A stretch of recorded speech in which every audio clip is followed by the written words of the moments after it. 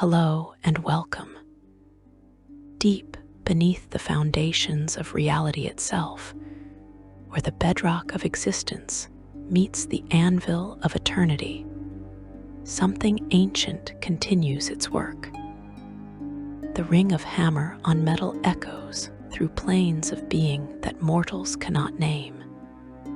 And with each strike, the very essence of what it means to endure takes shape. You have heard tales of gods who shape worlds with words, who breathe life with thought, who create with mere gestures. But the dwarven people trace their origin to a different path, one forged in flame and tempered in determination, where their creator labored with the patience of ages and the precision of a master artisan. Tonight, you will learn of Moradin, the Soulforger, and the myth that defines an entire people. This is not simply a story of how dwarves came to be. This is the tale of how an ideal was given form, how virtues were hammered into flesh, and how a god chose to create a people who would inherit his passion for crafting excellence. You will discover why dwarves measure their worth in the quality of their work, why they see every mountain as sacred, and why they believe their souls were not merely born, but forged. Moradin stands as the chief deity of the dwarven pantheon, known by many names across many worlds. The Soulforger, the All-Father, the Creator Dwarf Father. In the dwarven tongue of ancient days, his name resonates with meanings that transcend simple translation. It speaks of endurance, of creation through effort, of the transformation of raw potential into refined excellence. Unlike deities who exist in distant, unreachable heavens, Moradin embodies something fundamentally accessible to his worshippers. He is a craftsman, and craftsmanship is something dwarves understand in the marrow of their bones. The divine essence of Moradin manifests in characteristics that would become the foundation of dwarven identity itself. He represents lawful good alignment, the perfect balance between order and righteousness, between structure and compassion.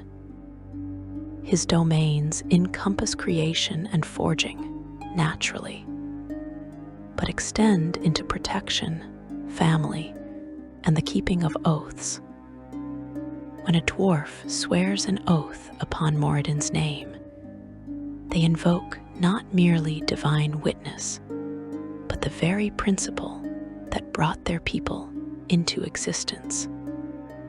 The Soulforger does not break his word, and neither should those crafted in his image. His symbols appear throughout dwarven culture with reverent frequency. The hammer and anvil, of course, represent the fundamental tools of creation. But there are deeper symbols. The mountain itself serves as his greatest monument, each peak a reminder that strength comes from solid foundations and enduring presence. Fire represents the transformative power necessary for all true creation, the element that allows raw ore to become refined metal. When dwarven clerics raise their holy symbols, they hold not abstract representations, but the actual tools their god used in his work of creation. In the grand cosmology of the multiverse, Moradin occupies a position of considerable respect. He maintains his divine realm in various locations, depending on the world and cosmological model. But common threads run through all descriptions. His workshop exists where celestial mountains rise highest, where the bones of creation itself provide the materials for his endless labors.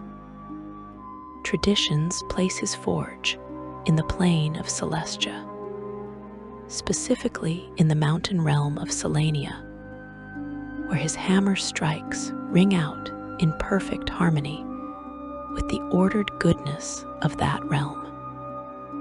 The realm is called Dwarfhome, a lawful good-aligned astral dominion that Moradin shares with his wife, the goddess Baranar Trusilver. Within this divine realm exists a vast network of tunnels, deep and intricate, dug and crafted by Moradin and the Moradin salmon, the collective name for the dwarven pantheon. Here, in these sacred passages and chambers, Moradin houses more than mere forges. He maintains soul forges, where tradition holds that he tempers the souls of dwarves both before their births and after their deaths. The greatest smiths among the departed, according to dwarven belief, continue their learning under the All-Father's patient instruction, refining skills they began in mortal life. The relationship between Moradin and other deities reveals much about his nature and the character he instilled in his creations. He maintains alliances with gods of similar disposition, those who value craftsmanship, protection, and lawful good. His connection with the gnomish deity Garl Glittergold reflects mutual respect between creator gods who value ingenuity, though Garl's approach tends more toward clever trickery than patient craftsmanship. The relationship between their peoples, dwarves and gnomes, often reflects this divine friendship, built on mutual respect despite different approaches to solving problems. With the gods of the elven pantheon, Moradin's relationship grows more complex.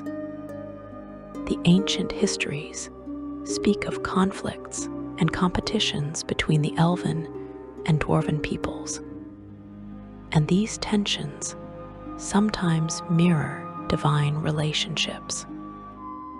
Yet there exists grudging respect, particularly with deities who share domains of craftsmanship and artistry. The difference lies in philosophy, where elven creation often emphasizes beauty, grace, and the seamless integration with natural forms. Dwarven creation under Moradin's influence values durability, function, and the honest relationship between maker and made object. The relationship with Gruumsh, the Orcish deity, stands in stark contrast to these nuanced diplomatic connections. Here exists genuine enmity, cosmic opposition that is manifested in countless battles across countless worlds. The conflict between Moradin and Gruumsh represents more than simple racial antagonism. It embodies a fundamental disagreement about the nature of creation and existence itself, where Moradin crafts with care and purpose, infusing each creation with individual worth and potential. Gruumsh spawns armies meant for conquest and destruction, Although the orcs lost their war for the mountains, their reliance on strength over cunning meaning that they could usually only overcome dwarven strongholds that were severely weakened. Griumsh regarded this as a strictly temporary situation. He demanded his followers crush the dwarves and take their caves, and his eye was always vigilant for signs of weakness in Moradin's followers. For his part, Moradin loathed Griumsh and deities like him. The rivalry between dwarves and giants, between Moradin and Anim's progeny, runs deeper than simple territorial disputes or resource competition. This conflict speaks to questions about destiny, about whether size determines worth, about whether brute strength surpasses skilled craftsmanship. Giants are boastful and proud, creatures of appetite and avarice. Dwarves are patient and wise, more concerned with the quality they produce, their cleverness and their clans, than with outright strength. Each is a mirror to their deity, Anim and Moradin, who also do not get along. The ancient wars between these races, historical records suggest, did not begin with mortal grievances, but echoed conflicts that began in divine realms. Moradin's divine personality manifests in ways that profoundly influenced the culture he would create. He possesses infinite patience, the kind required to forge a perfect blade or craft a flawless gemstone. This patience extends to his creations. He does not demand instant perfection, but encourages growth through practice, improvement through persistent effort. When a young dwarf smith creates their first blade, clumsy and imperfect, Moradin does not condemn the failure, but sees the first step in a journey toward mastery. This understanding permeates dwarven society, creating a culture that values apprenticeship, that honors teachers and masters, that sees the passing of knowledge from generation to generation as sacred duty. Yet the Soulforger also embodies fierce protectiveness. What he creates, he defends.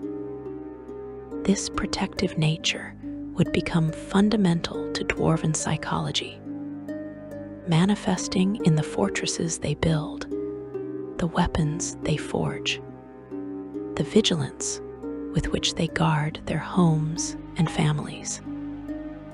Based on the connection between creator and created, we can understand why dwarves view creation and protection as inseparable. To make something of worth means accepting responsibility for its preservation. This principle extends beyond objects to encompass communities, traditions, and the bonds of kinship that hold clans together across centuries. Moradin is said to inspire dwarven inventions and seeks constantly to improve the race, increasing dwarven good nature, intelligence, and ability to exist in harmony with other living things. At the same time, he battles the pride and isolationist tendencies that occur naturally in his elite creations. This dual nature, the encouragement of excellence balanced against the dangers of arrogance, shapes dwarven society in profound ways. The best dwarven communities remember both lessons, striving for greatness while maintaining connections with allies and trading partners. The concept of the Soulforger itself deserves deeper contemplation. This title represents more than mere metaphor in dwarven theology. Moradin did not simply create bodies and grant them life. According to dwarven belief, he forged souls. Each dwarven spirit began as raw material, divine essence that required shaping, refinement, and tempering. This belief profoundly affects how dwarves view themselves and their purpose. They are not accidents of nature or casual creations. They are crafted beings, each soul hammered into shape with intention and care, each individual designed with specific virtues and purposes in mind. This understanding creates a sense of inherent worth in dwarven culture. Every dwarf, from the mightiest king to the humblest miner, carries within them a soul that the god of craftsmanship himself took time to forge. This does not breed arrogance, but rather responsibility. If Moradin invested such effort in creating each soul, then each dwarf bears obligation to honor that creation through their deeds, their work, and their character. The worst sin in dwarven society involves wasting the potential Moradin forged into you, failing to develop the qualities the All-Father hammered into your essential being. Moradin is held in dwarven myths to have been incarnated from rock, stone, and metal, with his soul eternally present in the form of fire. That same fire fueled the forge in which Moradin created the stout folk. The dwarven gods are said to have sprung from stone and earth, beginning with Moradin. He stands as the first, the eldest, the one from whom all other dwarven powers would eventually emerge. Baranar Trusilver, Moradin's wife, represents the protective and nurturing aspects that complement the Soulforger's creative force. Where Moradin forges strength and skill into dwarven souls, Baranar instills compassion and the bonds of community that hold clans together. Together, they form a divine partnership that models the ideal of dwarven marriage. Complementary strengths working in harmony toward shared goals. Baranar is universally held to be Moradin's wife, and many dwarven theologians hold that all the other dwarven powers are their descendants. Although the exact ordering and ancestry vary from myth to myth. After Moradin and Baranar, the oldest dwarven powers are thought to be Dumathoin, Abathur, Lajuger, Clangdon, Sharindler, and the twins Dinkarazin and Diarinka. Dumathoin, the keeper of secrets under the mountain, watches over the minerals and gemstones that, according to tradition, provide raw materials for Moradin's work. His presence ensures that the Soulforger never lacks for materials of appropriate quality, that every soul can be crafted from essence of sufficient purity and strength. Dumathoin is the god of the earth, mining, secrets, and the dead, maintaining deep connections to the materials from which dwarves were first forged. Clangdon Silverbeard, the god of battle, bravery, and honor, tempers the warrior spirit that Moradin builds into many dwarven souls, ensuring that strength serves justice and that martial prowess protects rather than merely destroys. Other members of the Moradin Salmon include Dugmarin Brightmantle, god of invention, discovery, scholarship, and runes. Sharandler governs healing, mercy, and romance. Marthammer Duin watches over explorers, travelers, and pathways. Vergadane presides over wealth, trade, and luck. Thard Har protects the wild dwarves and teaches survival and hunting. Gorm Gulthin serves as god of guardians and defense. Hala Brightaxe brings luck and joy in battle. Not all members of the pantheon maintain harmony. Abathur, god of greed and thieves, remains technically a member, though most of his fellows detest him and his treachery is widely suspected, even if never fully proven. More troubling is the case of Lajuger, who has long been estranged from Moradin. The reasons behind the Grey Protector's exile vary according to the perspective of the speaker. The dwarves hold that Lajuger was banished by Moradin for his crimes, while Lajuger, as well as most Duergar, asserts that he took a stand on principle against Moradin, and that his exile is self-imposed. Lajuger regards Moradin as lazy, indolent, and feckless. This schism would have profound consequences for the dwarven race, leading to the emergence of the Duergar, the grey dwarves of the deep places, who would forge their own dark path separate from their surface kin. Moradin seldom appears in the mortal realms, preferring to work through manifestations rather than avatars. His usual reason for intervention in either form is to encourage dwarves to follow the correct path or make the best decision at a critical time. He also intervenes to aid or inspire dwarves who may serve the race in the future, or to aid or encourage non-dwarves who aid the dwarves.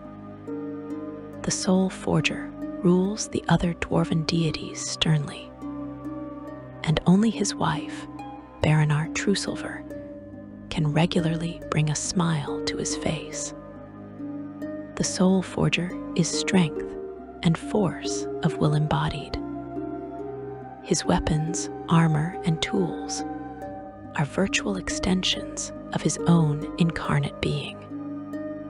When he reaches for a hammer, tradition tells us he grasps both an actual tool and the embodiment of transformation through application of force and skill. The divine forge stands ready, eternal and unchanging, despite its constant activity. Materials wait to be transformed. Flames burn with patient hunger. The anvil waits for the next hammer blow. And Moradin, the Soulforger, the All-Father, the creator of the dwarven race, prepares to undertake the greatest work of his divine existence. The decision to create has been made. The vision has been conceived. The materials have been gathered from across creation. Now comes the moment when myth becomes reality, when divine intention becomes mortal form, when the first dwarves emerge from the crucible of creation itself. Section 2. The first forging of the dwarven race. Before the first hammer strike fell upon the anvil of creation, Moradin contemplated the nature of what he would forge. This was no simple act of divine will, no casual gesture that would populate the world with servants. The Soulforger understood that true creation requires vision, planning, and understanding of purpose.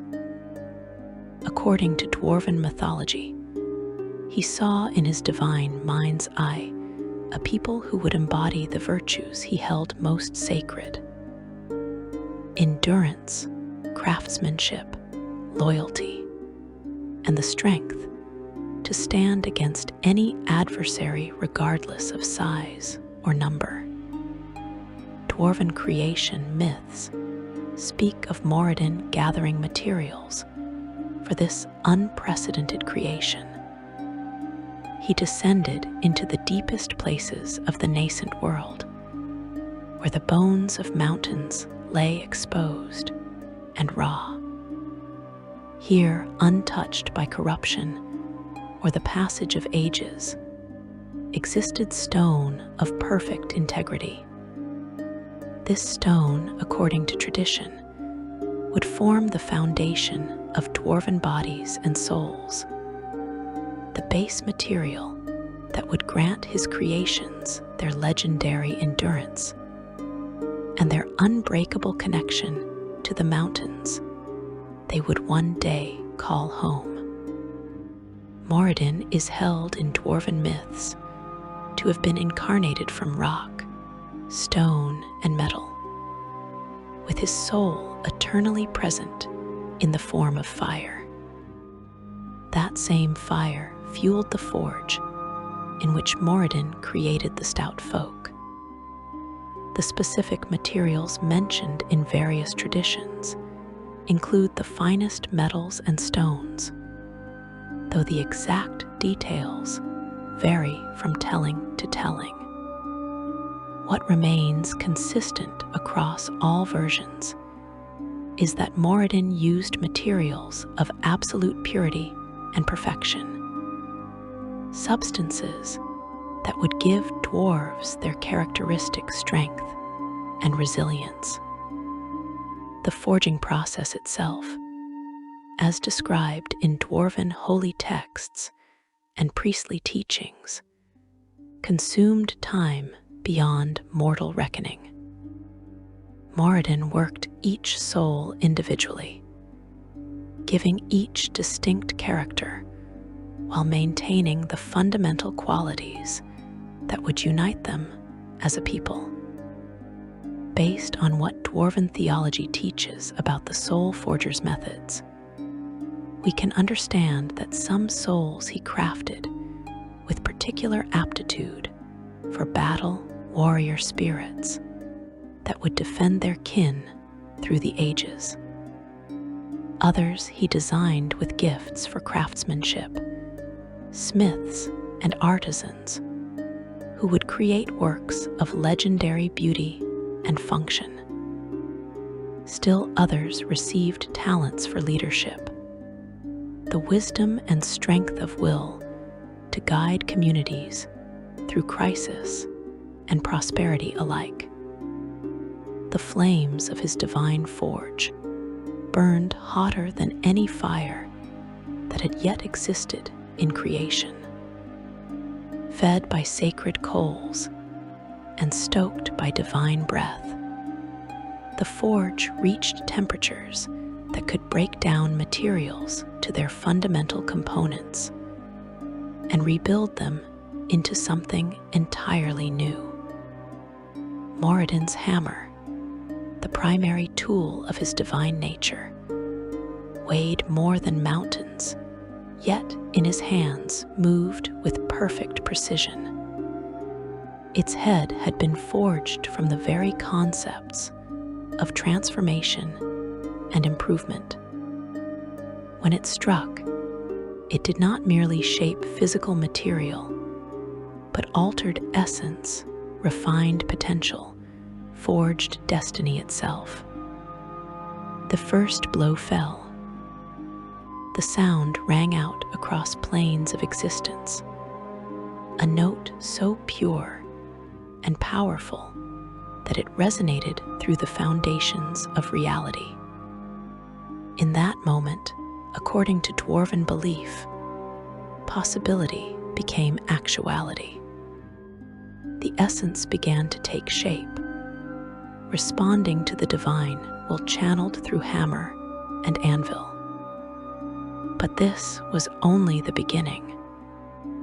True craftsmanship requires not one blow, but thousands, each perfectly placed, each contributing to the final form. Strike after strike fell in perfect rhythm. Moradin worked with the patience that would become characteristic of his creations, never rushing, never accepting less than perfection. He shaped bodies that would be shorter and broader than the elves who already walked the world, more compact than the humans who would eventually emerge. This stocky build, dwarven scholars note, served multiple purposes. It provided low center of gravity, making dwarves difficult to knock down or overbalance. It allowed them to navigate the narrow passages of underground realms with ease. It granted strength without requiring excessive height, power concentrated rather than dispersed. As he shaped physical forms, Moradin simultaneously forged souls. This dual creation, body and spirit crafted together rather than separately, represents one of the defining aspects of dwarven theology. Their souls were not placed into bodies, but integrated with them, woven through flesh and bone so thoroughly that physical and spiritual became inseparable. This understanding helps explain why dwarves view their connection to the material world, to the act of making and building, as fundamentally spiritual in nature. Into each soul, tradition holds that Moradin hammered specific virtues. He forged honor into their essence, the instinctive understanding that one's word must be kept and obligations must be met. He tempered them with loyalty, the capacity to maintain bonds through hardship and time. He infused them with determination, the refusal to abandon a task once undertaken. He instilled appreciation for craft and quality, the ability to recognize excellence and the drive to achieve it. But Moradin also understood that perfection without flaw creates brittleness. He deliberately included what some might consider weaknesses, but which he recognized as necessary balances. Stubbornness, the same quality that grants determination, can become inflexibility. Pride in one's work can transform into general arrogance. The strong connection to tradition and clan can become suspicion of outsiders. These were not mistakes in his creation, but features, elements that would require his people to struggle, to grow, to consciously choose virtue over vice. When the basic forms had been established, when bodies and souls had been shaped to his satisfaction, Moradin faced the most critical moment of the entire creation. The forged forms lay upon his anvil, perfect in design, but inert potential waiting to become actual. They required the spark of true life, the animating force that would transform them from crafted objects into living beings. Moradin bent over his creations and breathed upon them. His divine breath carried fire, the same eternal flame from which he himself had first been incarnated. This fire was not destructive, but generative, a blaze of pure creative force. As it touched the forged forms, according to the myth, stone and metal that had been cooling began to warm again, not with external heat, but with internal fire, the flame of life itself kindling within crafted bodies. The first dwarves stirred. Stone limbs that had been rigid flexed with sudden vitality. Eyes that had been dark began to gleam with awareness. Chests that had been still drew first breath, lungs filling with air, hearts beginning the rhythm that would sustain them. Consciousness dawned in minds that moments before had not existed, thoughts forming, awareness spreading, identity coalescing. They opened their eyes and saw their creator. Moradin stood before them, divine hammer still in hand, the forge fire burning behind him. In that first moment of awareness, dwarven tradition teaches, the dwarves understood their origin and their purpose. They were crafted beings, made with intention and care, shaped to embody specific virtues and fulfill particular destinies. This knowledge did not diminish them, but elevated them, granting them sense of inherent worth and clear understanding of their place in creation. Moradin spoke to his creations, his voice resonating with the same tones as his hammer blows, carrying authority and warmth in equal measure. He told them of their nature, of the materials from which they had been forged, and the virtues he had instilled in their souls. He explained their connection to mountains and stone, to forge and flame. He described the world beyond his divine workshop, the realms of earth and sky where they would make their homes and build their kingdoms. But he also warned them. The world contained dangers and enemies. Giants would challenge them, beings of tremendous size and strength who would seek to dominate or destroy them. Orcs would harry their borders, driven by gods of destruction and conquest. The deep places held horrors that predated even the gods. They would face trials that would test every virtue he had forged into them, challenges that would require all their strength and all their cunning to overcome.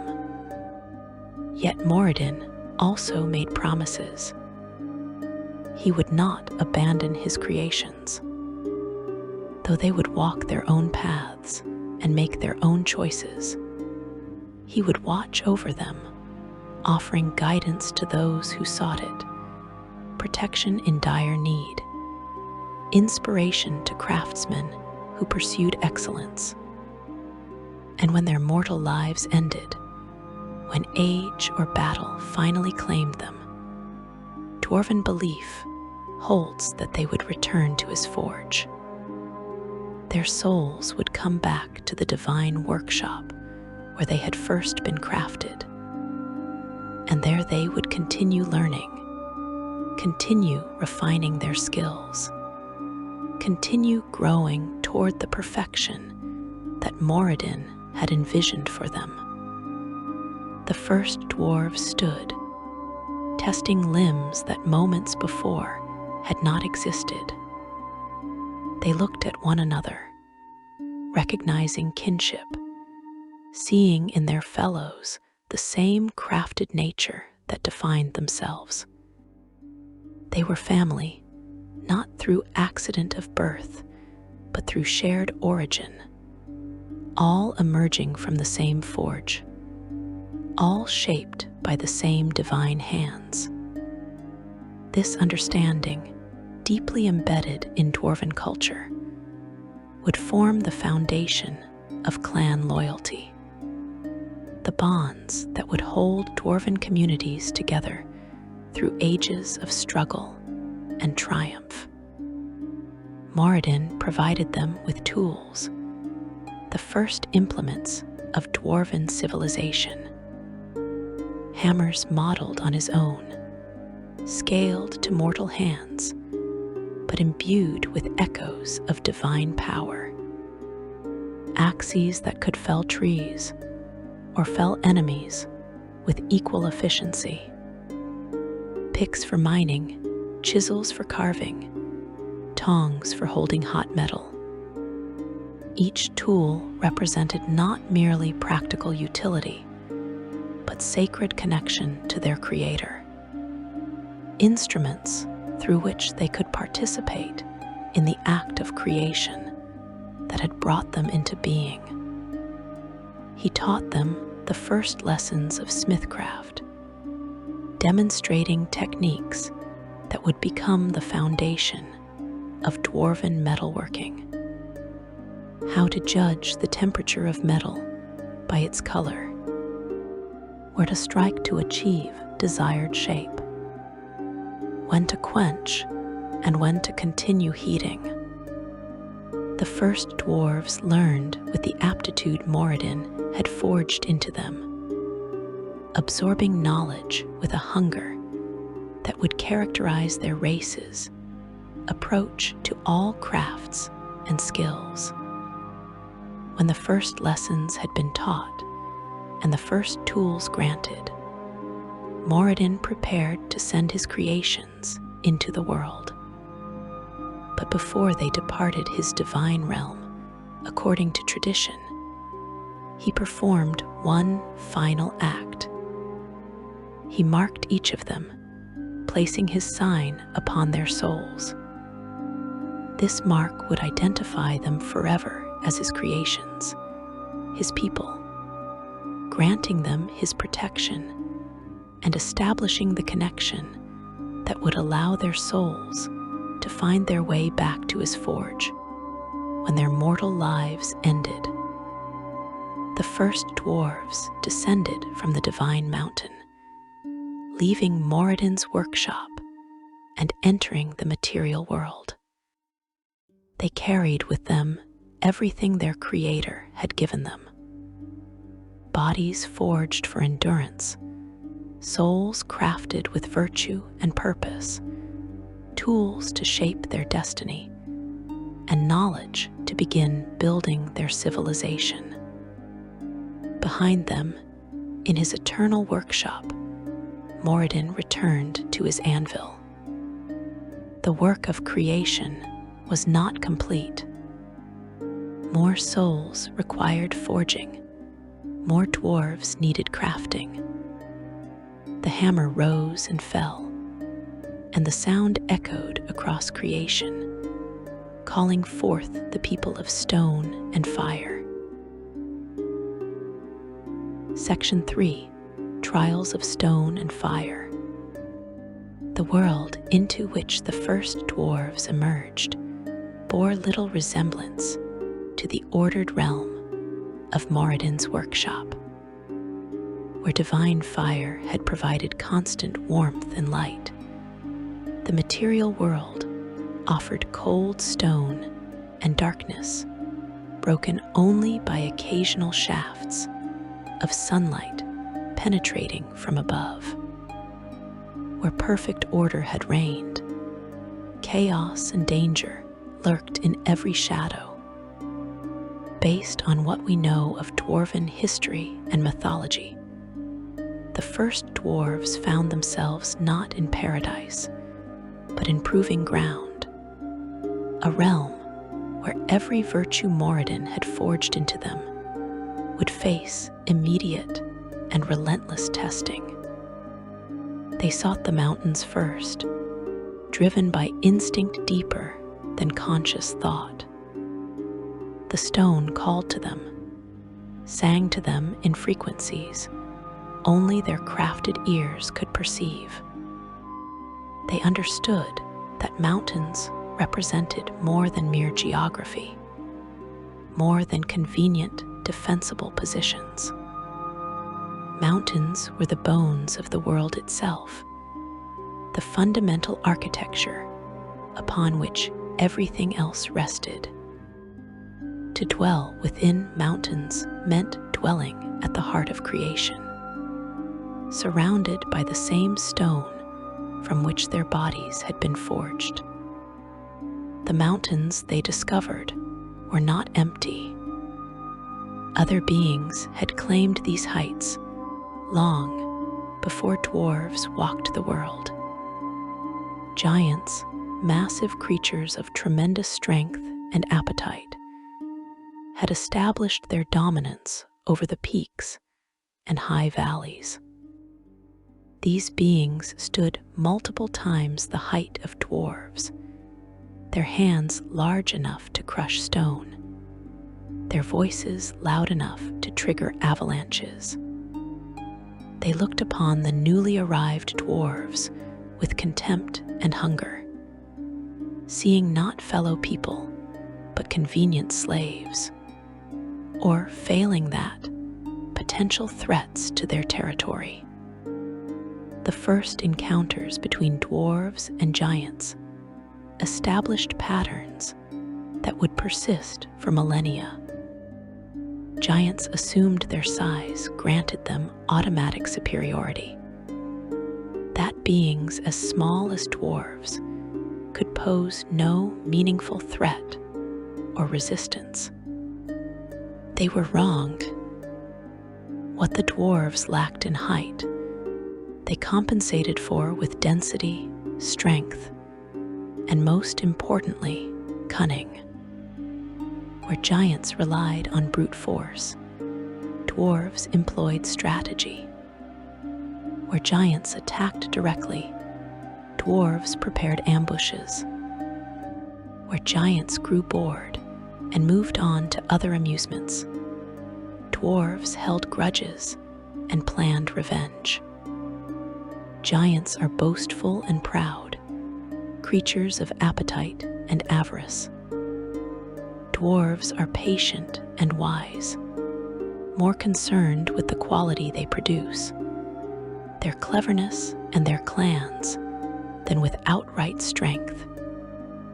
Each is a mirror to their deity, Annam and Moradin, who also do not get along. The ancient wars between these races did not begin with mortal grievances, but echoed conflicts that began in divine realms. This cosmic rivalry manifested in countless mortal battles across the ages. The conflicts began as isolated incidents where giant raiders attacked dwarven settlements seeking slaves or treasure. The early dwarven communities lacked the fortifications and weaponry they would later develop, making them vulnerable to sudden assaults. Many dwarves died in these early raids, their souls returning prematurely to Moradin's forge, their potential unfulfilled. But each attack taught lessons. Each defeat revealed weaknesses that required addressing. The dwarves learned, adapted, and grew stronger. They began building fortifications, transforming natural caves into defensible strongholds. They carved defenses in ceilings and walls, creating architectural advantages that negated the giants' size superiority. They constructed doors of stone and iron, barriers that could withstand even giant strength when properly braced and defended. They excavated multiple levels, creating three-dimensional battlefields where smaller defenders possessed every advantage of knowledge and position. The forges that Moradin had taught them to build served dual purposes. They produced tools for peaceful crafts, yes, but increasingly they produced weapons. Axes sharp enough to bite deep into giant flesh. Hammers that could shatter giant bones despite the size differential.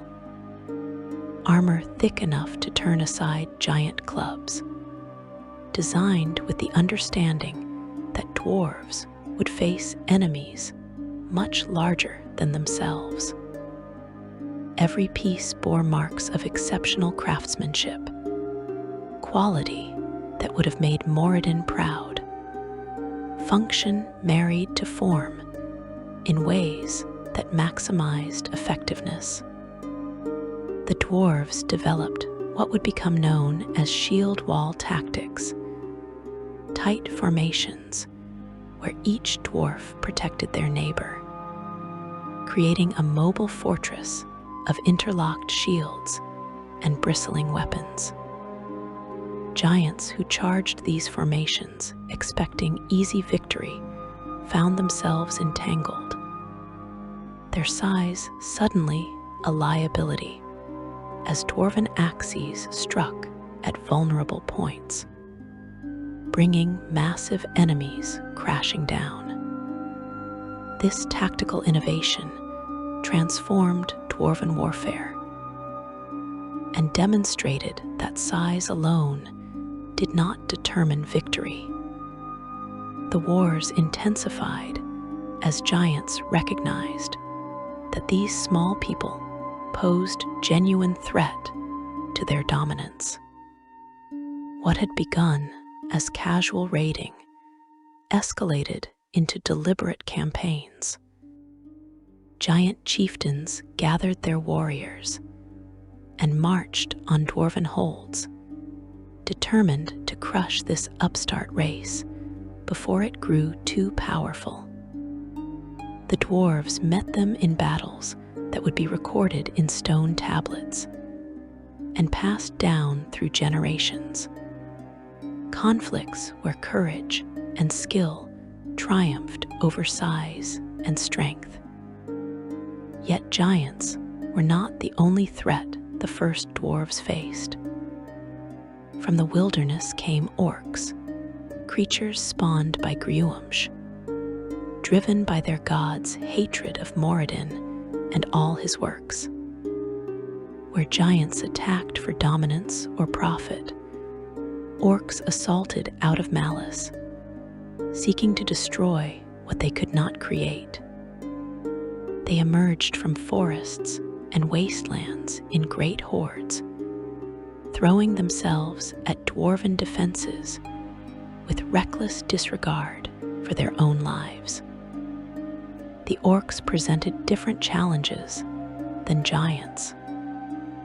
They lacked the giant's size and individual strength, but they compensated through numbers and savage ferocity.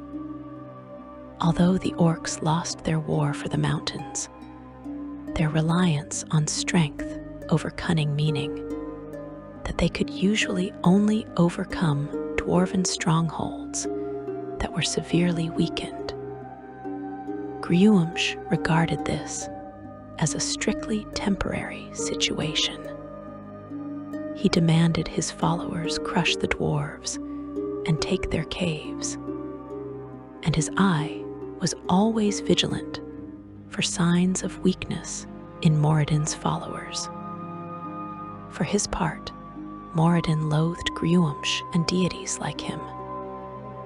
The dwarves learned to counter orc tactics with dwarven thoroughness, developing countermeasures for every threat. They established watch systems that ensured no approach to their holds went unobserved. They dug wells deep within their mountains, making external water sources unnecessary. They created hidden exits from which strike forces could emerge to attack orc camps from unexpected directions. They trained specialized units, rangers who could track orcs through any terrain and strike before the enemy realized they had been discovered. The conflict between dwarves and orcs became a grinding war where dwarves consistently demonstrated superior staying power. Through these trials, the first dwarven kingdoms took shape. What had begun as scattered settlements consolidated into organized realms, communities united by shared danger and common purpose. Leaders emerged who united multiple clans under single banner. They established laws based on principles Moradin had taught, codes that emphasized honor, loyalty, and the sanctity of oaths. These laws became foundational to dwarven culture. A dwarf's word was their bond, more valuable than gold, more unbreakable than stone. To swear an oath meant accepting obligation that transcended personal convenience or changing circumstances. Oath breakers faced not merely legal punishment, but social death, permanent exile from clan and community. This absolute commitment to keeping one's word created societies where trust could flourish, where complex commercial and social relationships could develop, because every participant knew that agreements would be honored. The establishment of kingdoms required more than military prowess and legal codes. The dwarves needed to develop complete civilizations, societies that could support not just warriors, but craftsmen, miners, merchants, and all the other specialists required for thriving culture. They excavated vast halls deep within their mountains, chambers large enough to house thousands, yet still possessing the security of deep earth above and around them. They carved roads through stone, creating transportation networks that connected different parts of their realms. They discovered and exploited mineral wealth on scales that transformed their power. Veins of gold and silver funded trade with surface peoples. Deposits of iron and copper supplied forges that produced ever more sophisticated tools and weapons. Occasional finds of mithril or adamantine allowed the creation of items of legendary quality, artifacts that would be treasured for generations. Dumathoin's guidance, according to dwarven belief, led them to gems of spectacular size and quality. Stones that could be shaped into works of breathtaking beauty or components for powerful magic items. As their material prosperity grew, so too did their connection to their creator.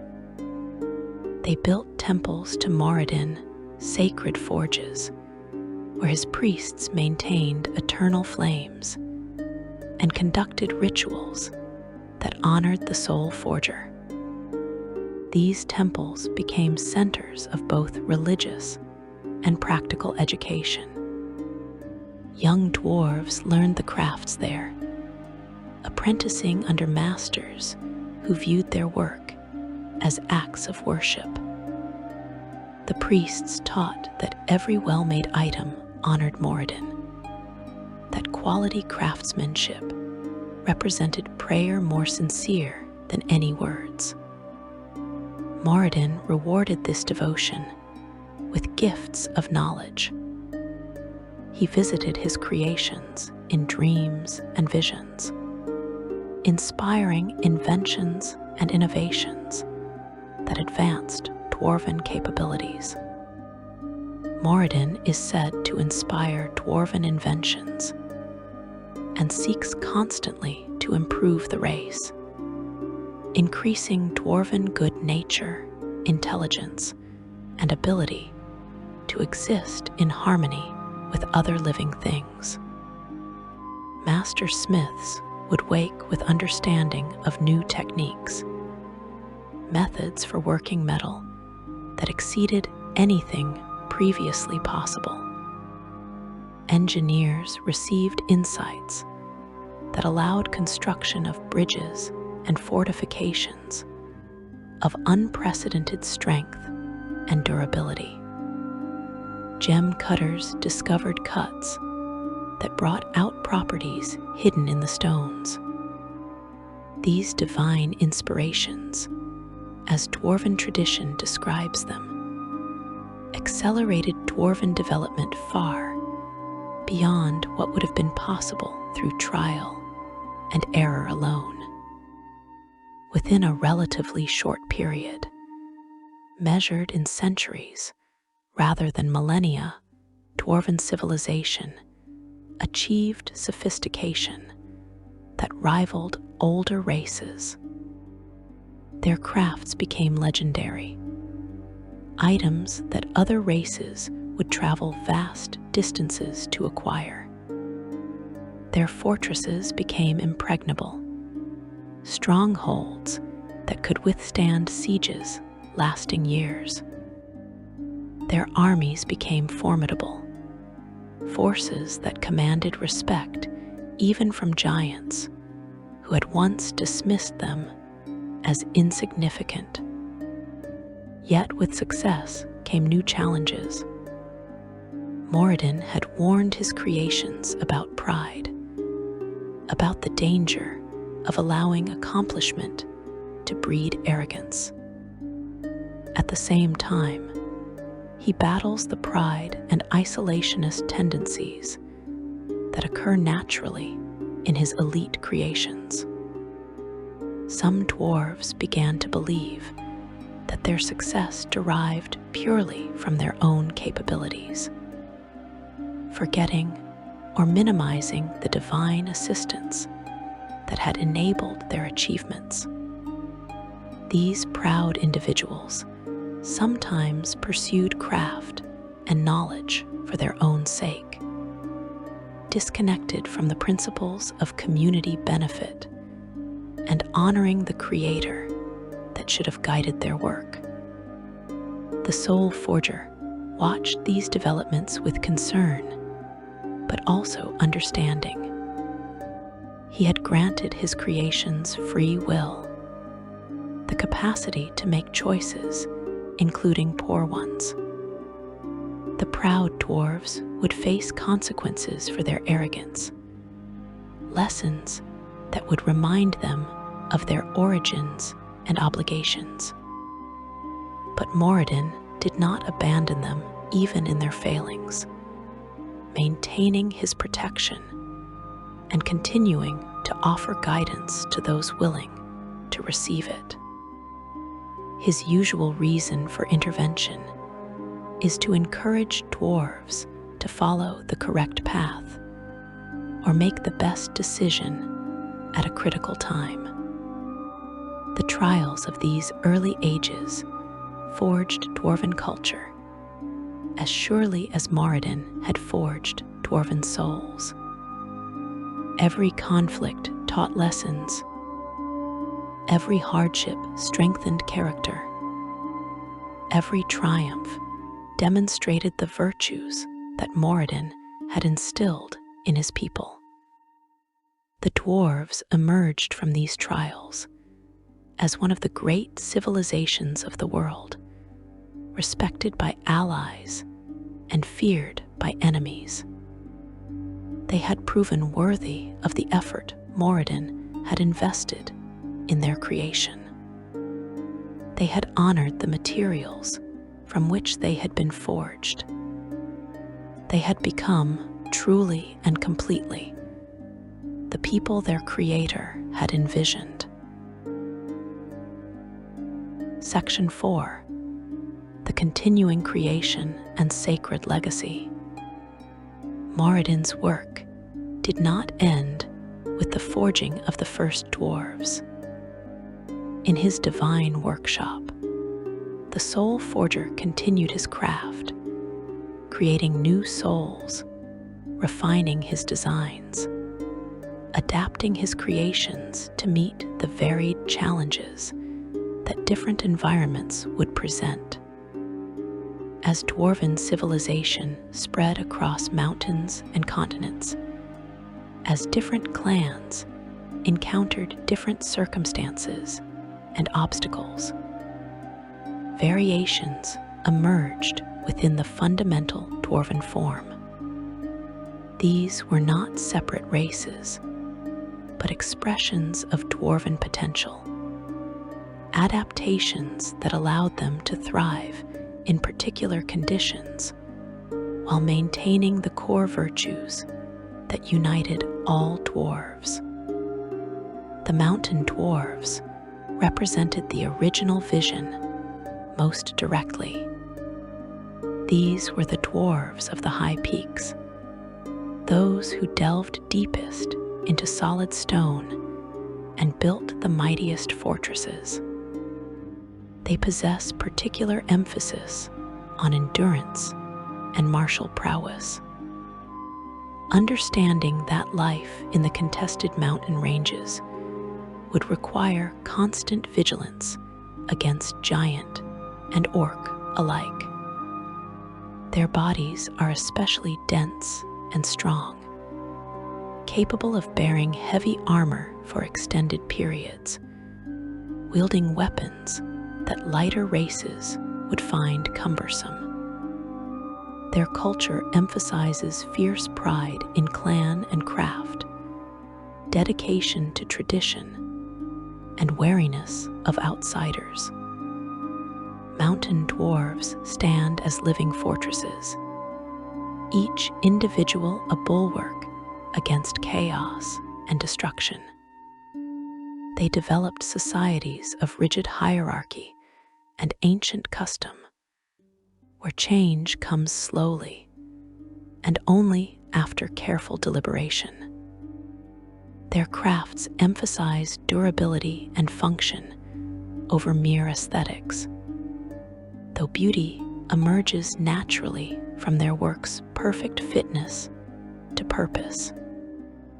Their halls extend miles into mountain hearts, vast networks of chambers and passages that represent generations of labor, and some of the greatest engineering achievements in the world. The hill dwarves emerged as a distinct subrace, adapted for different circumstances.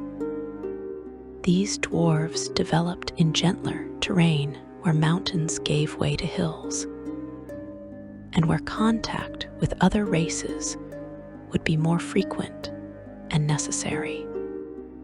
They display greater openness to outsiders, less rigid adherence to tradition, more willingness to adapt and change compared to their mountain cousins.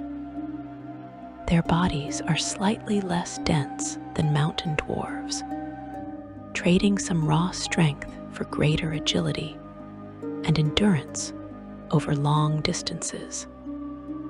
Hill dwarves became the traders and diplomats of dwarven civilization, the bridge between the isolated mountain holds and the wider world. They maintain the fundamental dwarven virtues of honoring oaths and producing quality crafts, but they apply these principles in contexts that require flexibility and cultural sensitivity. Their settlements often serve as trading posts where goods from deep mountain forges can be exchanged for surface products, where alliances can be negotiated and maintained. They developed reputations as reliable partners, dwarves who can navigate both the rigid protocols of mountain holds and the more fluid social structures of human and elven societies. Deep dwarves represent adaptation to the lure of the deepest places. Some clans, driven by curiosity or the search for rare minerals, descended far below the levels where most dwarves dwelt. They delved into realms of eternal darkness, where no natural light had ever penetrated, and where dangers unknown to surface dwellers lurked in shadows. These dwarves developed specific adaptations to their environment. They possess enhanced ability to see in complete darkness, instinctive understanding of stone and earth that borders on supernatural, and special resistance to the strange magics and alien influences that characterize the deep places. Deep dwarves became some of the most skilled miners and stoneworkers of their race, their isolation driving them to perfect their crafts to levels that amaze even other dwarves. They discovered veins of precious metals and gems that surface miners had never imagined existed, bringing forth wealth from depths where other races feared to venture. But their isolation also made them insular, suspicious even of other dwarves, their culture developing along paths that sometimes diverged significantly from surface traditions, while still maintaining core dwarven values. Yet not all variations in dwarven form represent simple adaptations to environment. The duergar, the gray dwarves of the deepest places, emerged from schism rather than natural diversification. Their origin speaks to one of the greatest tragedies in dwarven history, a rupture that split the pantheon itself and created a branch of the dwarven family tree that would be regarded with suspicion and often outright hostility by their cousins. The roots of the duergar's emergence lay in divine conflict between Moradin and Lajugar, one of the ancient powers of the dwarven pantheon. Lajugar has long been estranged from Moradin. The exact nature of their disagreement remains disputed, with different traditions offering conflicting accounts. The reasons behind the Grey Protector's exile vary according to the perspective of the speaker. The dwarves hold that Lajugar was banished by Moradin for his crimes, while Lajugar, as well as most duergar, asserts that he took a stand on principle against Moradin, and that his exile is self-imposed. Lajugar regards Moradin as lazy, indolent, and feckless. Whatever the truth behind the schism, its consequences proved devastating for those dwarves who chose or were compelled to follow Lajuger. They descended into the deepest reaches of the earth, far below even where deep dwarves dwelt, into realms where the fundamental nature of reality grew strange and hostile. There, separated from Moradin's influence and subject to Lajuger's harsh philosophy, they underwent transformations, both physical and spiritual. Their skin turned gray, losing the healthy tones of surface or even deep dwarves. Their hair became similarly colorless, but the changes went deeper than mere appearance. Lajuger taught his followers to value strength and achievement above community and tradition, to see compassion as weakness and mercy as foolishness. He granted them powers unknown to other dwarves, abilities to turn invisible and grow to giant size. But these gifts came at terrible cost to their souls. The Duergar became harsh, cruel people who enslaved others when possible and showed limited loyalty beyond immediate practical advantage. Other dwarves regard the Duergar with mixture of pity and revulsion. They represent what dwarves could become when separated from Moradin's guidance, when the virtues he had forged into dwarven souls were deliberately suppressed or perverted. The Duergar built cities in the deep dark, societies of rigid hierarchy and brutal efficiency, where the weak served the strong. They raided both surface dwarf holds and other underground settlements, taking slaves and resources with ruthlessness. Yet even the Duergar retained echoes of their origin. They still valued craftsmanship, though they employed it toward darker purposes. They still honored agreements after their fashion, though their approach to oaths differed significantly from proper dwarves. They remained dwarves in fundamental ways, their souls still bearing the marks of Moradin's original forging, even if corrupted by Lajuger's influence.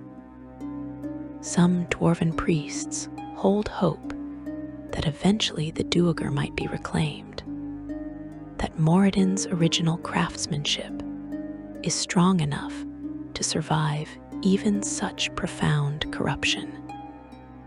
Across all dwarven subraces, regardless of environment or philosophy, certain practices remain constant because they connect directly to Moradin's original creation. The sacred forges hold special significance, temples where divine fire and mortal craft merge. Every major dwarven settlement maintains at least one such forge, often located at the heart of the community, where it can serve both practical and spiritual purposes. These sacred forges are more than simply temples. They function as actual smithies, where priests craft items of exceptional quality, weapons and armor, blessed by religious ritual as much as perfected by technical skill. The fires in sacred forges are never allowed to extinguish completely, tended constantly by devoted clergy who see maintaining the flame as participating in Moradin's eternal work of creation. Some of these fires, according to tradition, have burned for thousands of years, their coals containing embers from the original flames that Moradin himself had kindled in the earliest days of dwarven civilization. Young dwarves undergo important rites at sacred forges. When they come of age, they craft their first significant item under the guidance of priest-smiths, an act that symbolizes their transition from child to adult, from one who merely uses tools to one who can create them.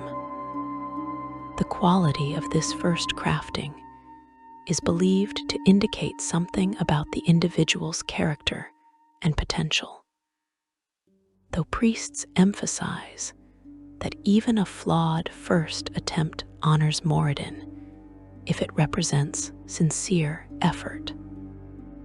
Marriage ceremonies occur at sacred forges, couples joining hands across anvils while priests bless their union in Moradin's name.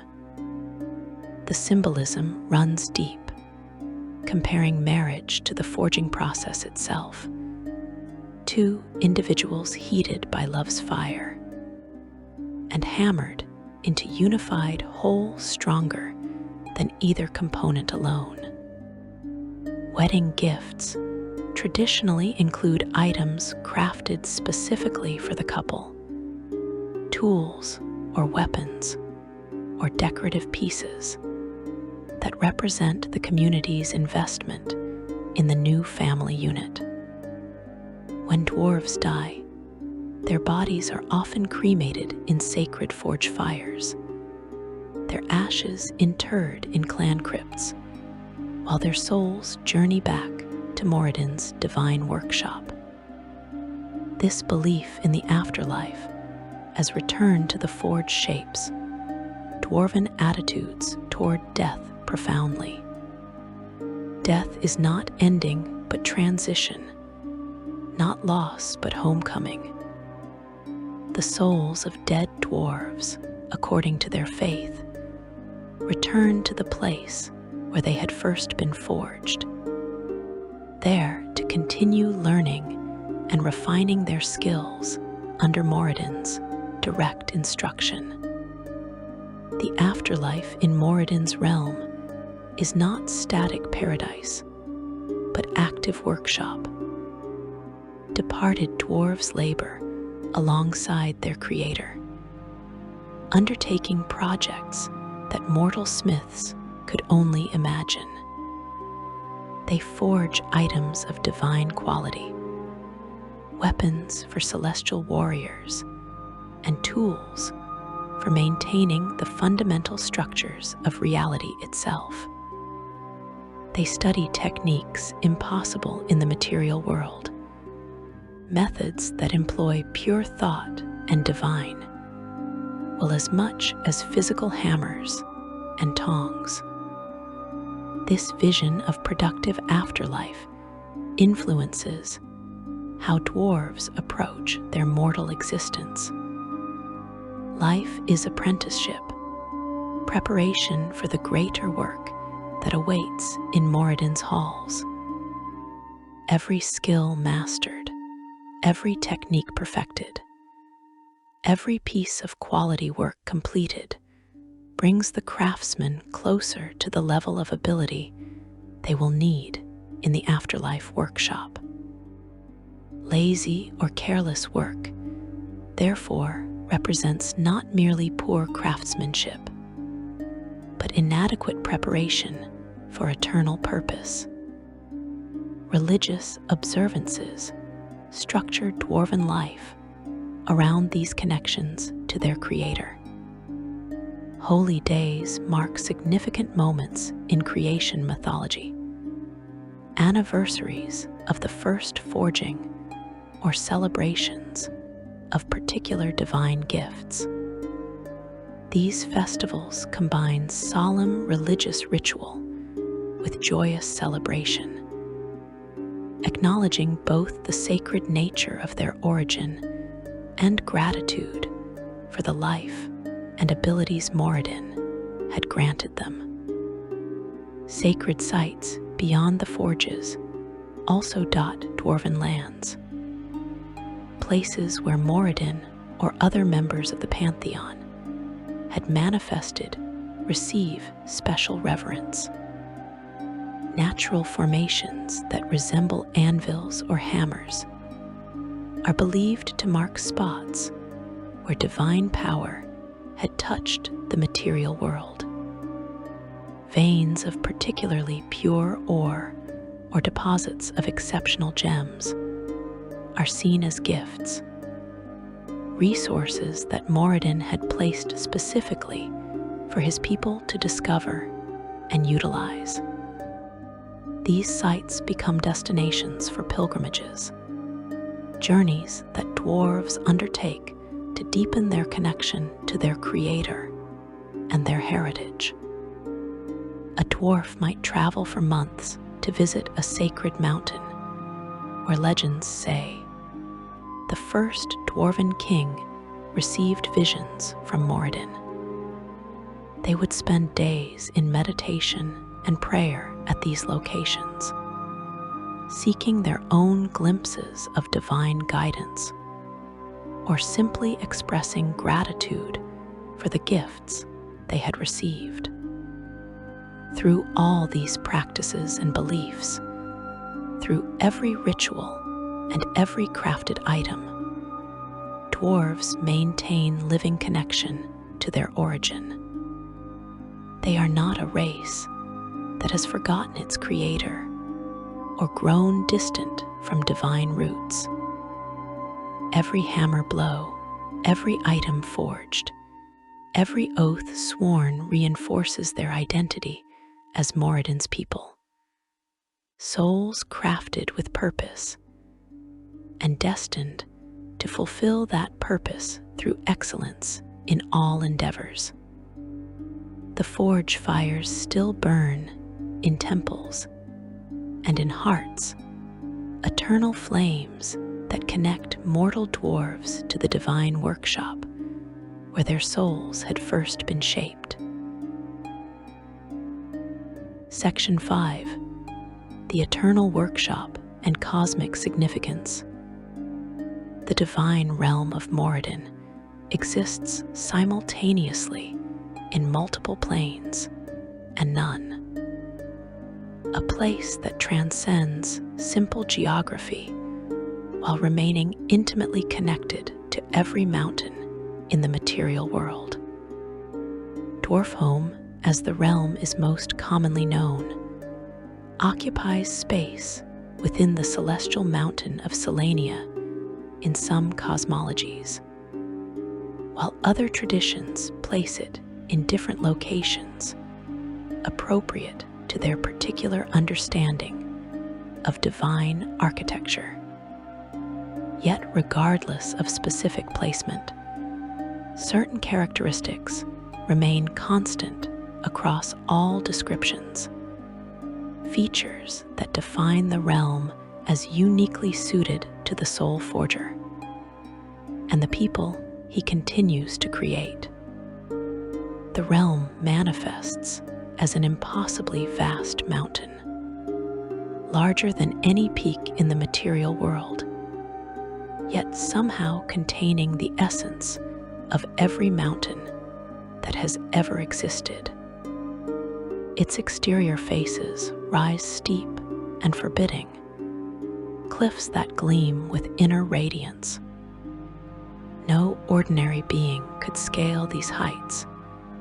No conventional army could assault these walls. The mountain itself serves as fortress, the ultimate expression of dwarven architectural philosophy, where defense and beauty merge into seamless whole. Within this divine mountain extends a network of halls and passages that dwarf even the greatest kingdoms carved by mortal hands. The primary halls stretch for miles, their ceilings supported by columns carved from single pieces of perfect stone. each pillar a masterwork that would take mortal craftsmen lifetimes to complete. The walls, according to dwarven tradition, bear intricate carvings depicting the history of dwarven civilization across multiple worlds and planes, a visual record of every significant achievement and every terrible defeat, all the triumphs and tragedies that have shaped the people Moradin created. At the heart of Dwarfhome burns the Great Forge, the source from which all other forges derive their essential nature. This is the anvil upon which the first dwarves were shaped, the flames that granted them life, the tools that crafted their souls. The forge chamber, as described in priestly visions and holy texts, dwarfs the grandest halls, a space so vast that it could contain entire kingdoms. The anvil itself rises from the floor like natural formation, though every line and angle reveals deliberate design, functionality perfected through eternal use. The flames of the great forge burn with intensity beyond mortal fire. Moradin is held in dwarven myths to have been incarnated from rock, stone, and metal, with his soul eternally present in the form of fire. That same fire fueled the forge in which Moradin created the stout folk. These flames, according to tradition, consume no fuel in conventional sense, drawing their energy from sources both material and conceptual, sustained by the act of creation itself. Surrounding the great forge stand countless smaller forges, each dedicated to specific purposes. Some shape souls for mortal birth, crafting new dwarves who will descend to the material world. Others refine the souls of the dead, tempering spirits that have returned after mortal life, preparing them for their roles in the eternal workshop. Still others create items of divine quality, weapons for celestial champions, and tools for maintaining cosmic order. Each forge maintains its own fire, all connected to the central blaze, all participating in the endless work of creation and refinement. Moradin moves among these forges with purpose that never wavers and patience that never exhausts. He might spend centuries perfecting a single soul, adjusting details with infinite care, or he might forge dozens in what seems like moments, his divine nature allowing him to give full attention to each while simultaneously overseeing all. Time flows strangely in this realm, bending to accommodate the work rather than constraining it. A soul might be forged in an instant of mortal time or over centuries, depending entirely on what that particular creation requires. The other members of the Moradin Salmon maintain presence throughout Dwarfhome, each contributing to the great work according to their nature and domain. Baranar Truesilver walks the halls offering comfort and guidance, her presence ensuring that the realm feels like home rather than merely workshop.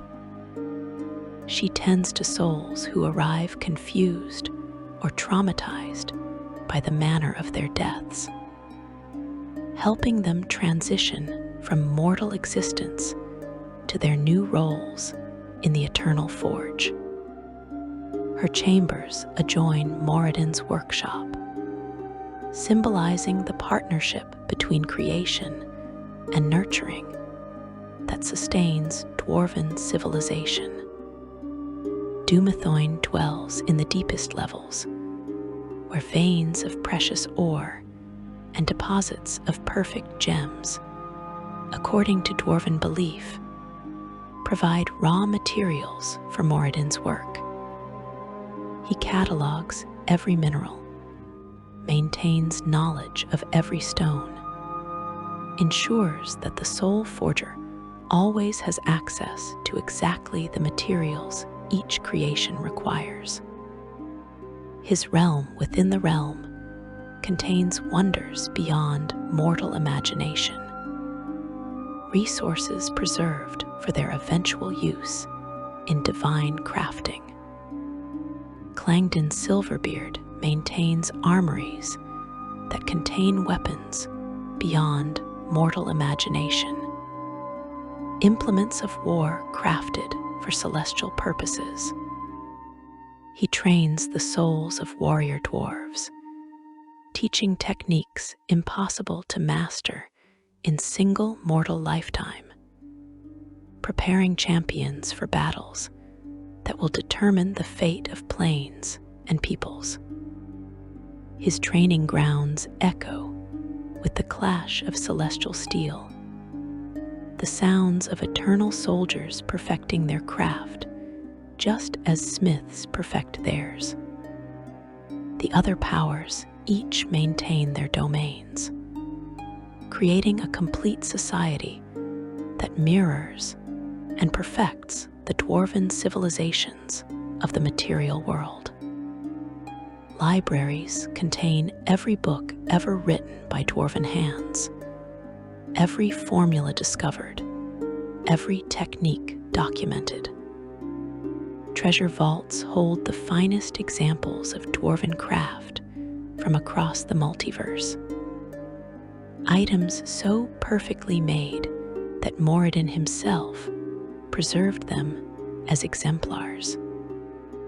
This could imply that excellence in mortal craftsmanship earns not just temporary recognition, but eternal preservation in the divine realm itself. Mortal souls who arrive in this realm after death find themselves faced with choices and opportunities.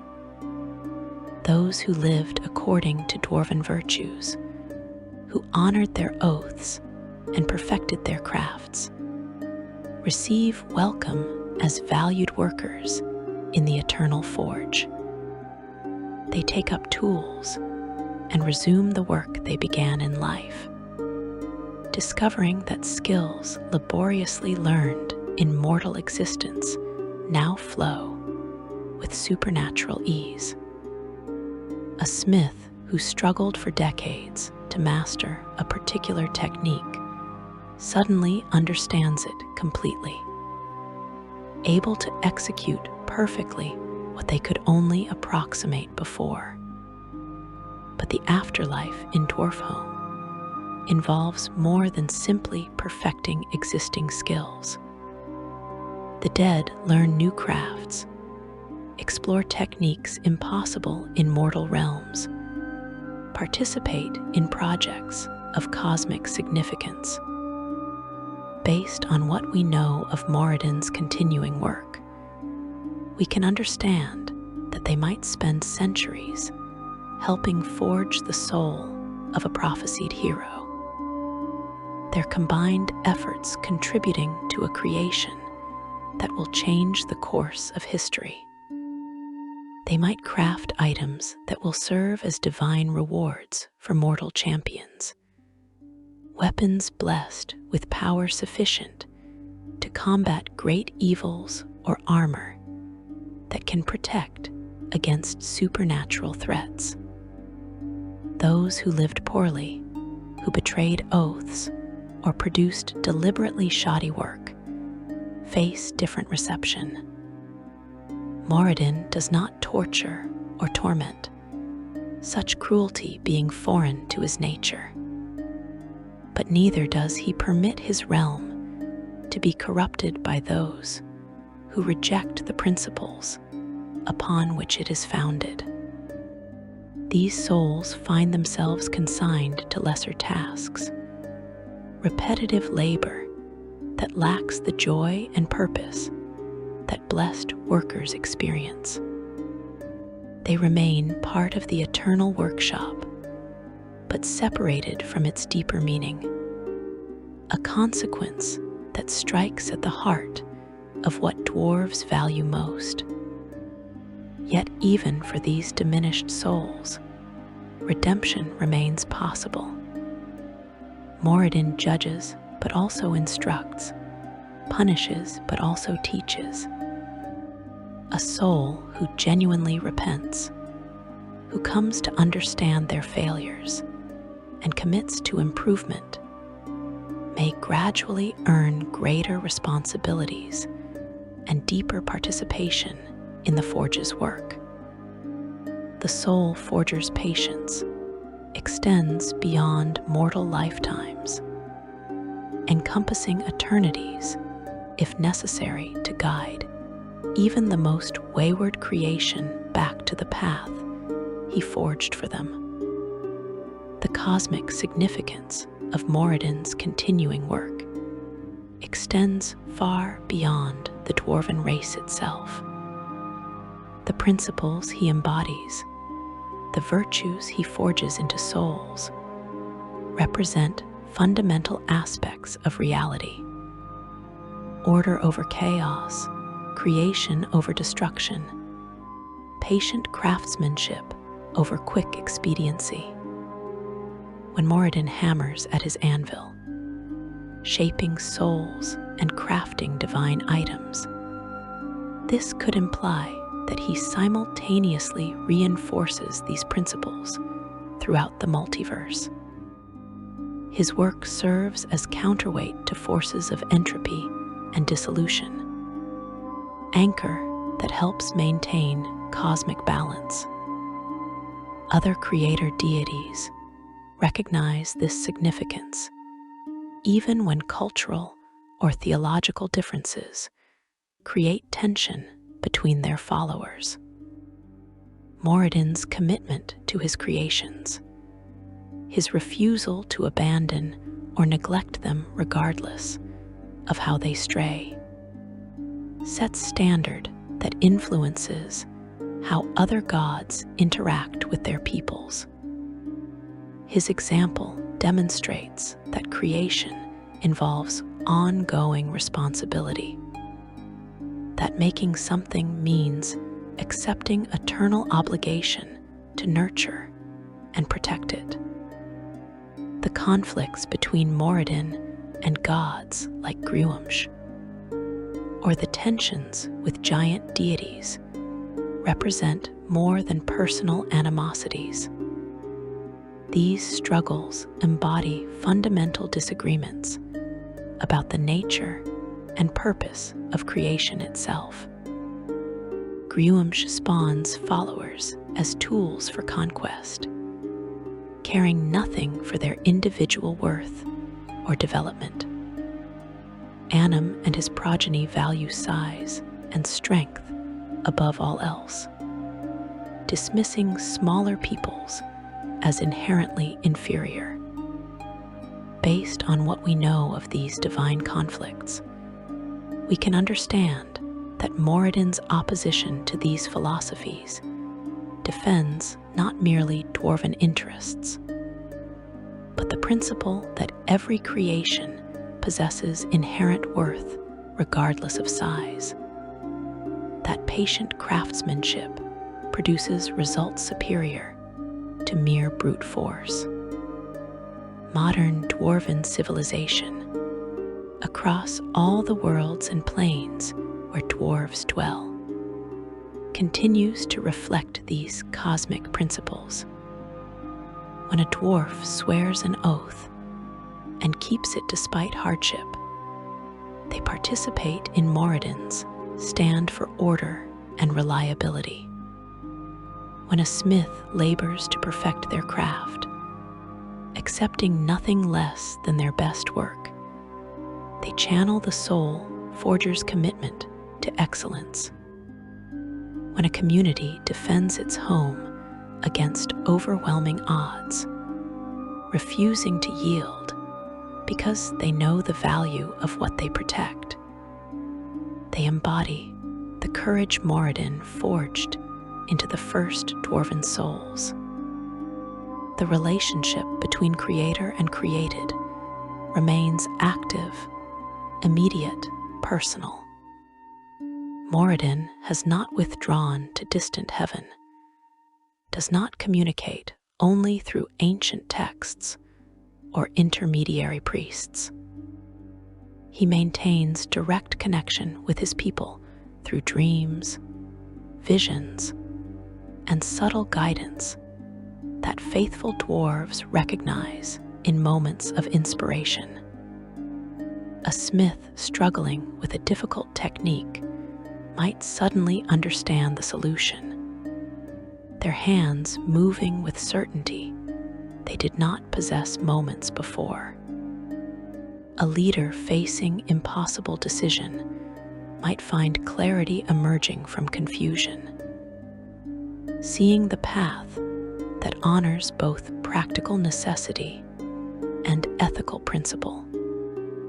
Priests serve as more formal channels for divine will, individuals who have dedicated their lives to maintaining conscious connection with Moradin and the other members of the Moradin Salmon. They interpret signs, provide guidance, and conduct rituals that strengthen the bonds between divine and mortal. But they do not monopolize access to the gods. Any dwarf who approaches Sacred Forge with sincere heart and honest purpose can potentially receive direct divine inspiration. The Soulforger judges based on merit and sincerity, not social rank or formal religious training. This accessibility creates dwarven religious culture quite different from some other traditions. Faith expresses itself through work as much as through prayer. Devotion demonstrated by quality of craft as much as by participation in formal rituals.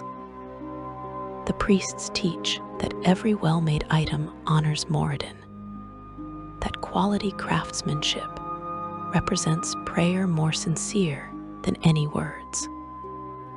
The most pious dwarf might be not the priest who conducts elaborate ceremonies, but the humble smith who brings total dedication to every piece they forge, seeing each item as prayer made tangible.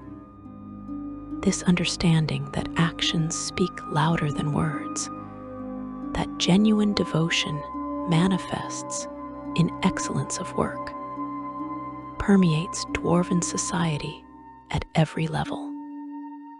The continuing creation of new souls means that every dwarf carries direct connection to Moradin that extends beyond cultural tradition or inherited belief.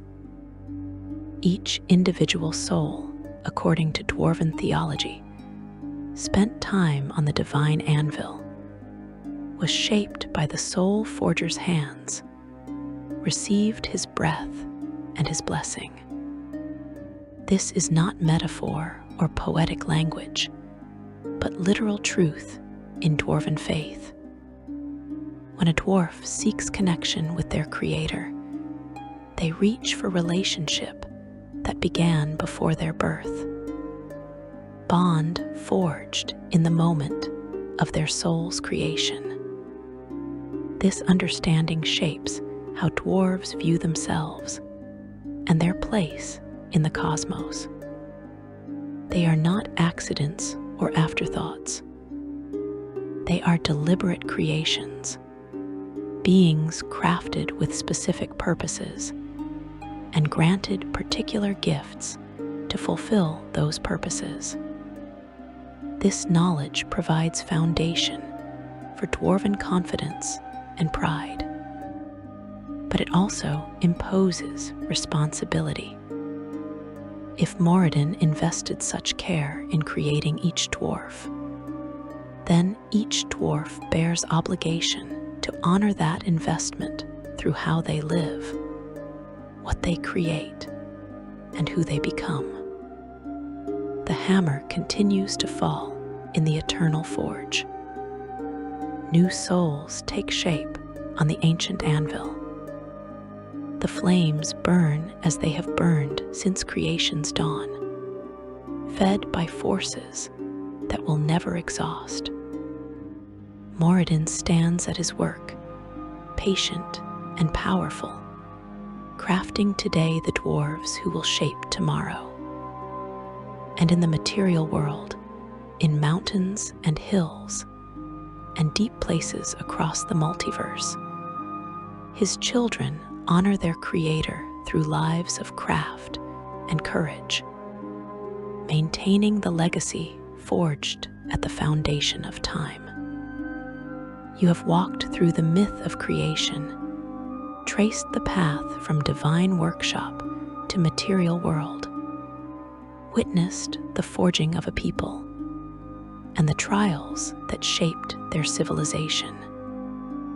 You have learned why dwarves value craftsmanship above wealth, why they keep oaths unto death, why they stand immovable against enemies that dwarf them in size.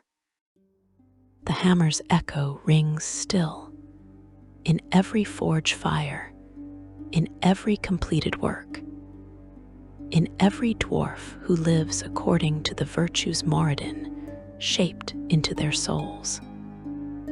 If you have enjoyed this deep exploration of dwarven creation mythology, if learning about the Soulforger and his eternal work has enriched your understanding of these remarkable people, please consider subscribing to the channel and leaving a like on this video.